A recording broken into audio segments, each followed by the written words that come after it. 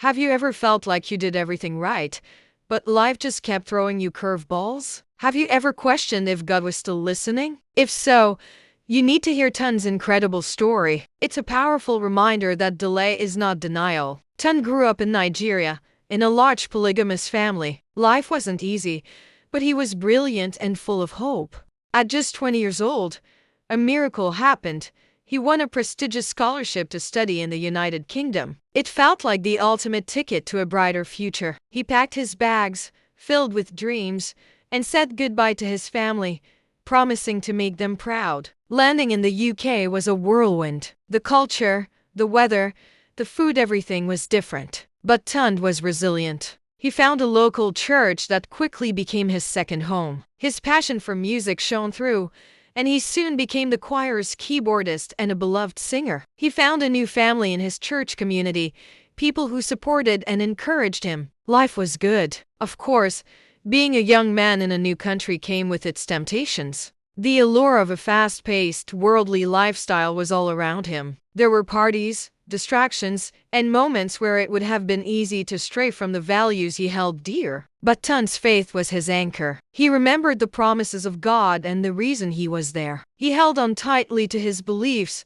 choosing to honor God with his life, even when it wasn't the popular choice. Years flew by, filled with hard work and dedication. The big day finally came: graduation. Tun didn't just pass. He graduated with a first-class degree. The future looked incredibly bright. He had offers to stay and work in the UK, opportunities that promised comfort and financial security. But Tun felt a strong calling to go back home. He wanted to use his knowledge and skills to serve his country, to make a tangible difference in Nigeria. With a heart full of patriotism and purpose, he packed his bags once again and returned home. He arrived back in Nigeria, his first-class certificate in hand, expecting doors to swing open. But what he met was a brutal reality check. The job market was tough. The connections he thought he had didn't pan out. Doors were shut in his face, one after another. His friends who had stayed behind had moved on with their lives. They had jobs, families,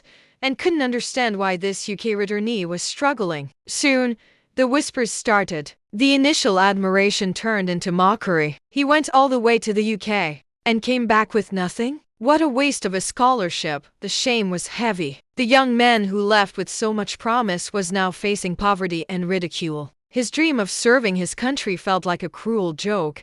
This wasn't a short-term struggle. This was a long, grueling waiting season. 1 year turned into 5. 5 years turned into 10. Then 12. 12 long years of unemployment, struggle, and clinging to hope. There were days he was so broke, he had to swallow his pride and call his old friends in the UK for a little help, just to get by. It was humiliating. Many people in his shoes would have given up. They would have become bitter, angry at God, and abandoned their faith. But not Tund. Despite the deep discouragement, despite the mockery, despite the seemingly silent heavens, he kept serving. Every Sunday, you would find him in his local church, faithfully playing the keyboard, singing in the choir, and encouraging others. He poured his pain and his hope into his worship. He refused to let his circumstances define his relationship with God. He believed that even if he couldn't see it, God was still at work. Then, one ordinary Sunday,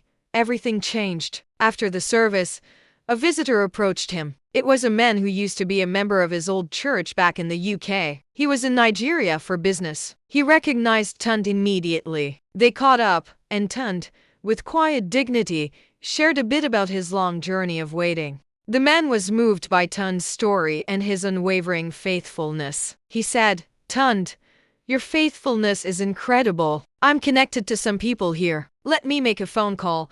That one phone call was the divine connection Tund had been waiting 12 years for. It led to an interview, which led to a job offer, not just any job, but a major opportunity that was beyond anything Tund could have ever imagined. It was as if God had stored up 12 years of blessings and released them all at once. Suddenly, Tund's story changed. The man who was once mocked became a source of inspiration. The one who struggled for daily bread was now in a position to bless others. God lifted him out of the pit of shame and set his feet on solid rock. His restoration was swift, sudden, and undeniable. All the years of waiting, All the tears, all the prayers, they finally made sense. Tunde's story teaches us a profound lesson. A delay from God is not a denial from God. His silence doesn't mean his absence. It often means he is preparing something far greater than what you've asked for. While Tunde was waiting, God was working. He was building his character,